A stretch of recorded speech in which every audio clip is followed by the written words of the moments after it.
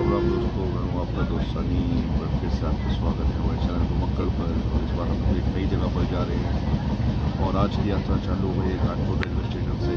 अभी मैं ट्रेन में आराम कर रहा हूँ क्योंकि सुबह सुबह घर से निकल गया था।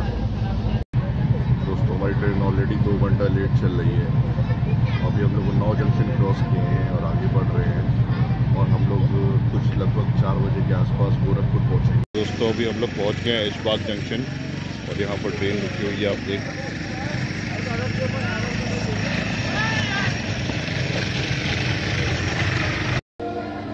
भाई साहब, अभी हम लोग पहुँच गए गोंडा जंक्शन।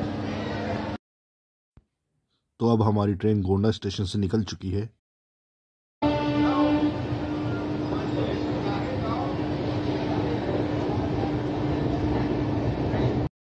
अब हम लोग पहुंच गए हैं मनकापुर जंक्शन।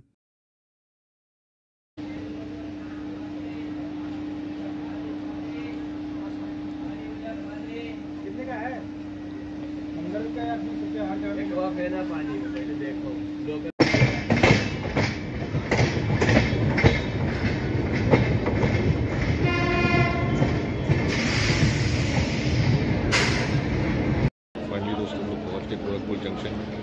सुबह के चले हुए हैं, अभी तक कुछ खाए नहीं, बहुत जोर की भूख लगी है। 3:45 बज रहा है। ये ट्रेन मथुरा से चली थी और ये वहीं से लेट थी, इसलिए ये 1:40 का टाइम था और ये पहुंच रही है 3:45 पे गोरखपुर से। तो अब चलते हैं बाहर, देखते कुछ खाते पीते हैं और हमारा आगे का प्लान उसके बाद करते हैं तय, क्योंकि उसके बाद हमें नेपाल निकलना है। तो हमें देखना, पहले यहाँ से सनौली बॉर्डर पहुँचेंगे तो वहाँ के लिए बस ढूंढी जाएगी, तो फिर वहाँ से रात में काठमांडू के लिए बस मिलेगी। तो भैया, ये है गोरखपुर रेलवे स्टेशन का एंट्रेंस गेट।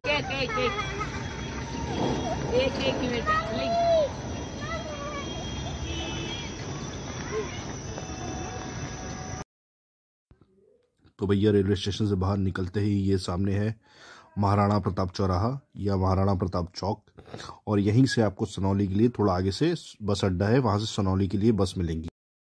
और ये देखिए स्टेशन के पास की मार्केट, बस यहीं से हमें आगे जाके बस मिलेगी। हम बस का पता करते हैं, फिर बैठते हैं बस में और निकलते हैं सनौली बॉर्डर के लिए।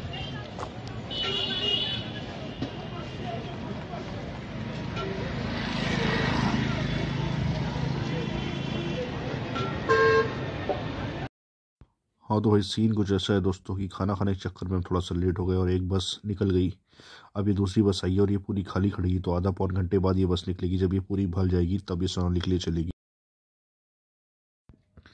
तो 3-3.5 घंटे की यात्रा करने के बाद फाइनली हम लोग सनौली बॉर्डर पहुंच गए और ये आप सामने देख सकते हैं, ये इंडिया का गेट है और ये आगे क्रॉस करके हम लोग पहुंच गए नेपाल बॉर्डर पे और ये नेपाल का गेट है।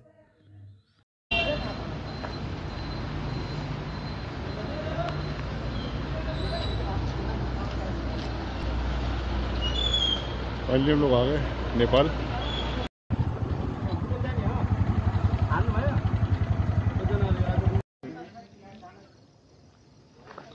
और यहाँ पे पेट्रोल 180 रुपये लीटर चल रहा है।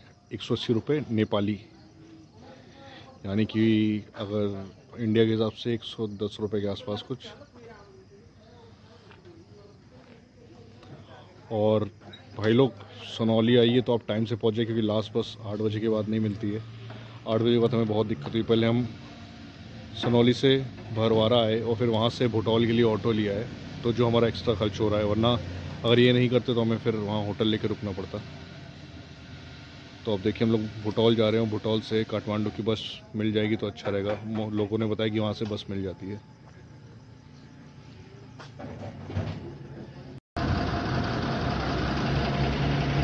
चलिए, ये हाल है। रात के 11 बज रहे और हम लोग यहाँ खड़े और एक भी बस नहीं मिल रही है। अलग ही मज़ा आ रहा है नेपाल जाते समय। देखिए, पूरा सन्नाटा छाया हुआ है। तो भाई, बस तो हमको भुटौल से भी नहीं मिली, सब भरी भरी थी, इसलिए हम अब इस शेयर्ड वैन में बैठकर जा रहे हैं।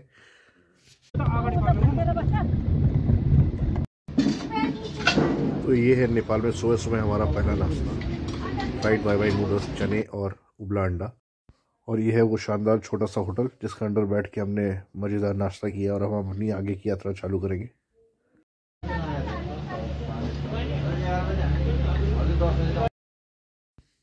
दोस्तों, ये है वो शेयर्ड वैन जो टोयोटा की गाड़ियाँ चलती हैं, जिनमें बैठ के हम अपनी यात्रा कर रहे हैं। पहले भुटौल से नारायण घाट तक हमने इसमें सफ़र किया, फिर नारायण घाट से काठमांडू तक का सफ़र।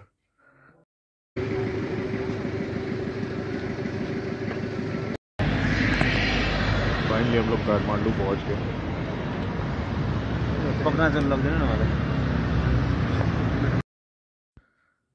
काठमांडू पहुंचकर हमारे लिए एक बाइक बुक कर दी गई थी और इससे हम आगे की यात्रा कर रहे हैं। ये बाइक बुक करने की कहानी आपको आगे बताएंगे।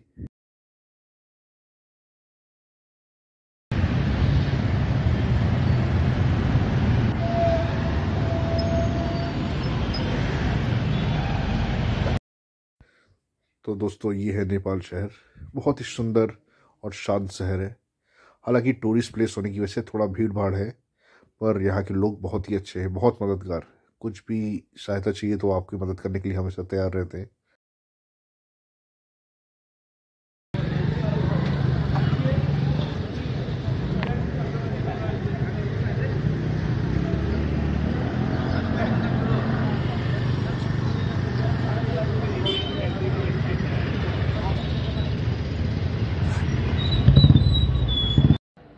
तो ये है हॉलीडे हॉस्टल थमेल रोड पे जहाँ मैं रुका हुआ हूँ। और चलिए आपको रूम दिखाता हूँ।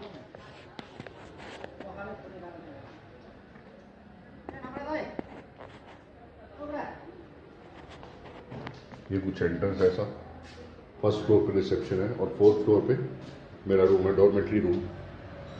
चलिए देखते हैं आगे चल के। तो दोस्तों, ये है हमारा शेयर डॉर्मेट्री रूम। आप देख सकते हैं इस रूम में 5 बेड है, बंक बेड है, जिसमें 5 लोग रह सकते हैं। मेरा वो सामने वाला बेड है। हालांकि इस टाइम इस रूम में कोई भी नहीं है, तो अकेले मैं ही इस रूम में हूँ। देखिए, एक नीचे एक ये ऊपर, सेम इधर, और ये उधर सामने वो मेरा बेड पड़ा हुआ है। हम लोग का कॉमन रहेगा डॉर्मेट्री में। बाथरूम भी देखिए साफ सुथरा है, बट कोई नहीं होने की वजह से कोई यूज़ करने के लिए है ही नहीं, तो अकेले मैं इस रूम में हूँ। तो दोस्तों, कल सुबह मैं यहाँ नेपाल पहुँचा था और नेपाल पहुँचने में मुझे काफ़ी दिक्कतें हुई और कैसे ये यात्रा हुई मैं आपको बताना चाहता हूँ। और ऐसा कि ये ट्रेन यात्रा मैंने कानपुर से चालू की थी और कानपुर से मैंने ट्रेन ली थी गोरखपुर तक के लिए। इतने YouTube वीडियोस देख लेते कि भाई ने सोचा कि भाई को सब कुछ पता चल गया है और भाई तो पहुंच ही जाएगा, मतलब नेपाल कोई बड़ी बात नहीं है, आराम से। बस ये नहीं पता था कि बसें रात के 8 बजे तक ही रहती हैं सनौली से, उसके बाद दिक्कत होती। तो मैं यहाँ गोरखपुर बॉर्डर क्रॉस करके, सनौली बॉर्डर क्रॉस करके पहुँचा हूँ। तो जब मैं गोरखपुर पहुँचा तो ऑलरेडी मेरी ट्रेन वहाँ से मथुरा से जब चली थी तो लेट थी। तो जो ट्रेन गोरखपुर में दोपहर में 2 बजे पहुँचनी थी वो शाम को 4 बजे पहुँची है। वहाँ से निकलते निकलते गोरखपुर से हम लोग को 5 बज गए और सनौली बॉर्डर पहुंचते पहुंचते रात के 8 बज गए। 8 बजे जब मैं 8:30 बजे बॉर्डर क्रॉस करके उधर जा रहा हूँ तो देख रहा हूँ एक भी बस नहीं। काफ़ी दिक्कतें हुई।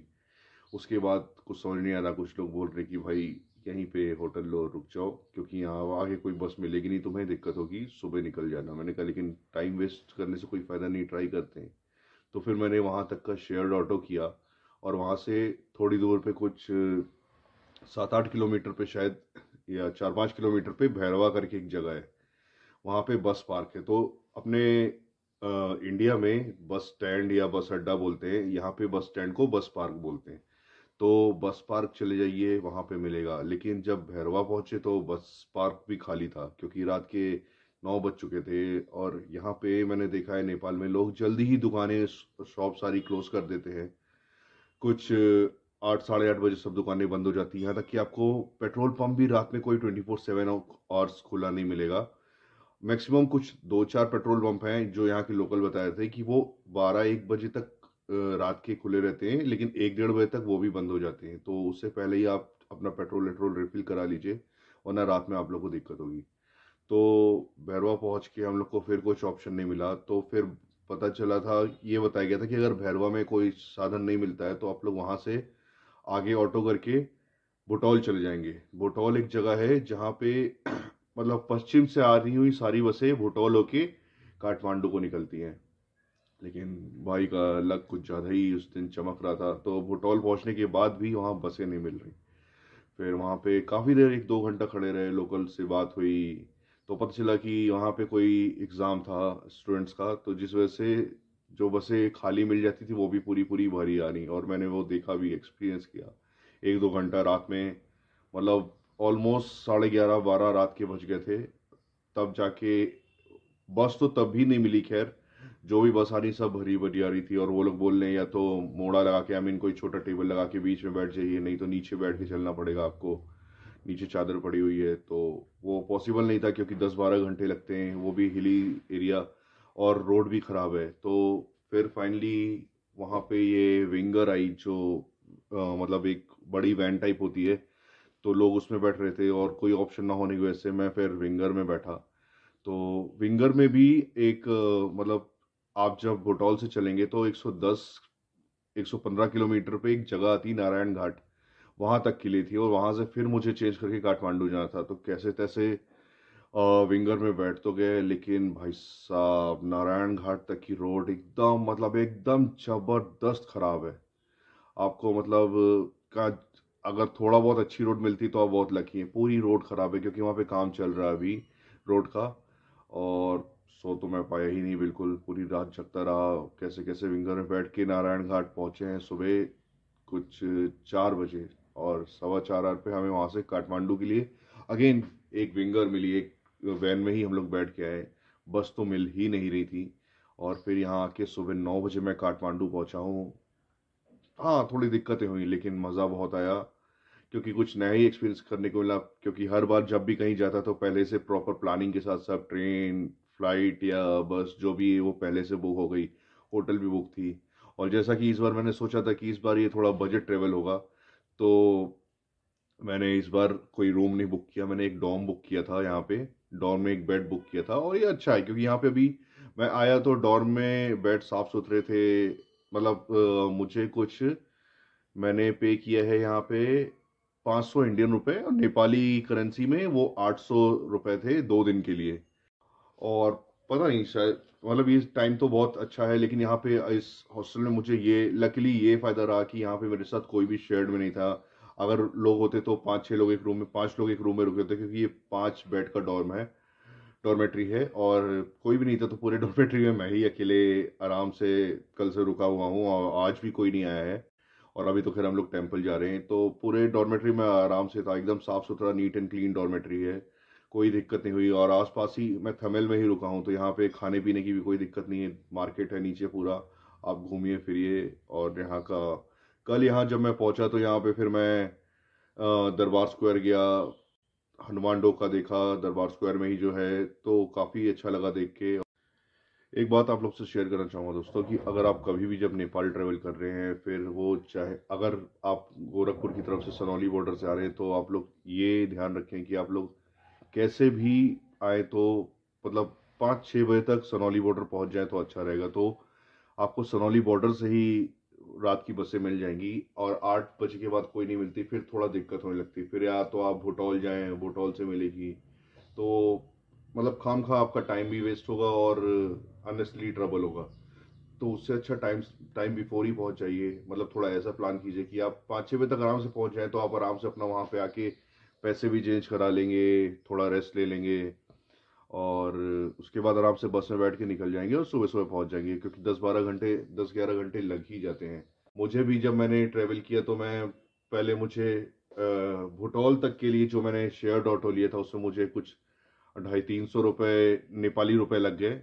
और उसके बाद मुझे भुटौल से नारायण घाट तक के लिए 500 रुपये विंगर में लगे, 500 नेपाली रुपए। और फिर आपका नारायण घाट से काठमांडू तक के लिए फिर मैंने 550 नेपाली रुपए दिए, और फिर वहां पहुंचा।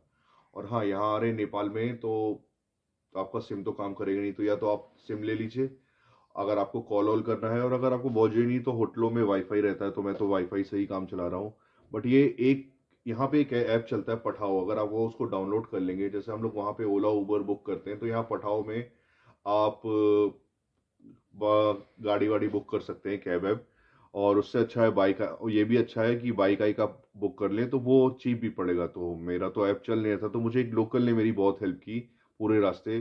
तो जब मैं यहाँ काठमांडू भी पहुंचा तो उन्होंने मेरे लिए एक बाइक बुक कर दी थी पठाओ ऐप से, और मैंने उसको पे किया, और कुछ 250 रुपये लगे मुझे वहाँ काठमांडू पे। मैं जहाँ उतरा था वहाँ से काठमांडू सेंटर से यहाँ थमेल तक आने के लिए। यहाँ थमेल आके मैंने 250 नेपाली रुपए दिए और फिर मैं होटल में आके चेक इन किया।